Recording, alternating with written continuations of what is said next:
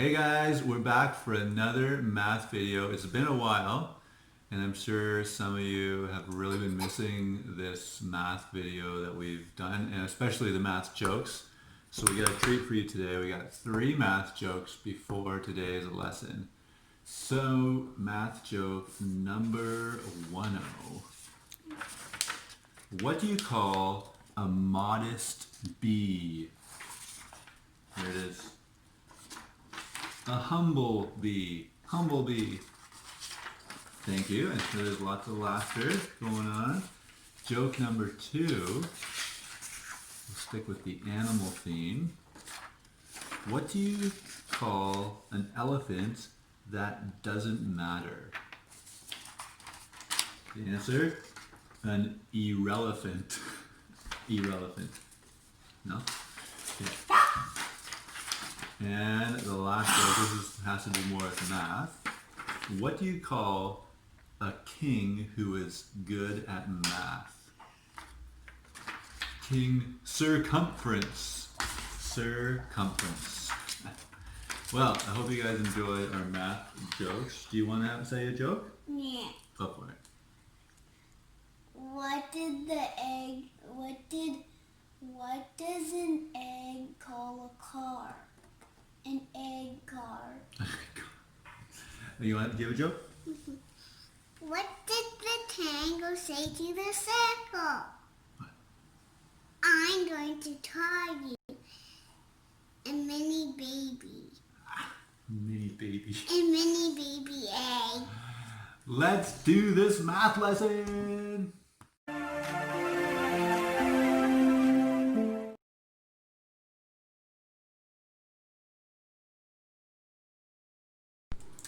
Okay guys, today's lesson is on prime factors, and you might not remember at all what that is, but hopefully this will help kind of review a little bit about what prime factors are. So we're going to just start off with a couple of definitions. So first of all, a factor is a number that divides into another number. So for example, if you take the number 8, what are the numbers that divide into 8 evenly? Well, 1 divides into 8. 2 divides into 8, 4 divides into 8, and 8 divides into 8. So those are the only factors of 8. Those are the factors of 8. Okay, the next definition, a prime number. This is a number with only 2 factors. So examples of prime numbers are 2, 3, 5, 7, 11, and there's more. So what I mean by that is if you take the number 2, the only numbers that go into the number 2 are 1 and 2. Or the only numbers that go into the number 3 are 1 and 3. Same with 5. The only numbers that go into 5 are 1 and 5. So the reason it's a prime number is because all of these numbers only have 2 numbers that go into it, or that are factors of that number. And you can even have some really high numbers that would be prime numbers. So example, if you go up to the number 31, the only numbers that go into it are 1 and 31. So those are prime numbers.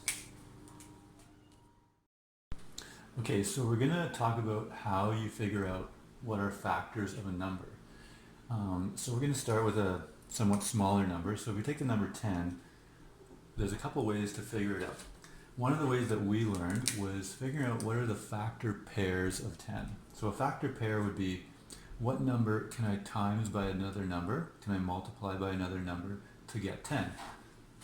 So if I take 1, 1's going to be a factor of every number. So if I do 1, what do I times it by to get 10? Well, 10. So I'm going to put 10 over here. And there's a reason for that. Actually, for now, I'll put it right beside it. So I could do this. I could do 1 times 10 is 10. So those 2 numbers are factors of 10. What else can I multiply together to get 10? Well, if I go to the next number, 2, what do I multiply by 2 to get 10? 5. Now, if I look for other numbers, like if I would say 3 times something makes 10, well, no. 4 times something makes 10? No. So another way that people kind of organize factor pairs, they might say, it's called the rainbow method, which we use. So if you have 1 and 10, there's the first kind of arc of a rainbow. And then if you have 2 and 5, now the only other numbers in here that could work would be 3 or 4, and none of those numbers times together make 10. So then these are your only factors of 10. Okay, so another example, take the number 16, and we can again list them.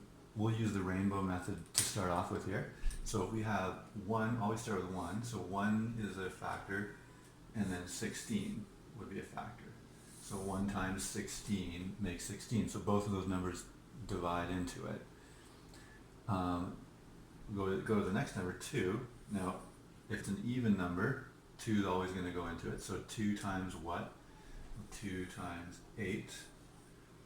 And then you can keep going up. 3 times, no, that doesn't work. Well, 4 does. So sometimes, you could put 4, 4 times 4, you can put another 4, that's okay. So once you have 4 times 4, if it's a matching number, then you won't have any other numbers in there because nothing between the 4. So those are your factors. So you could say your factors of 16 are 1, 2, 4, 8, and 16. Okay, next example, we have 15.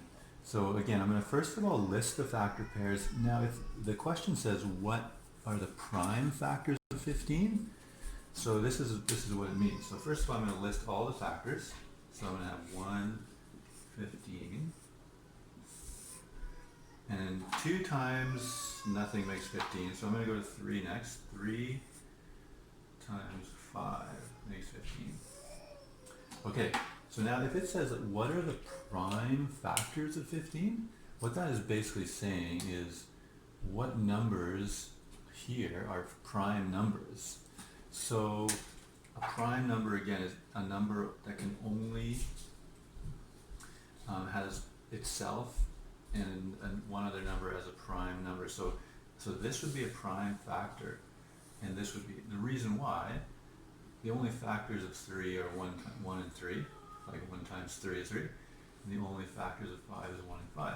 So 3 and 5 would be your prime factors. So if it asks you for all the factors, you list them all, and then you can just circle the prime factors, the prime numbers that are also factors of that number.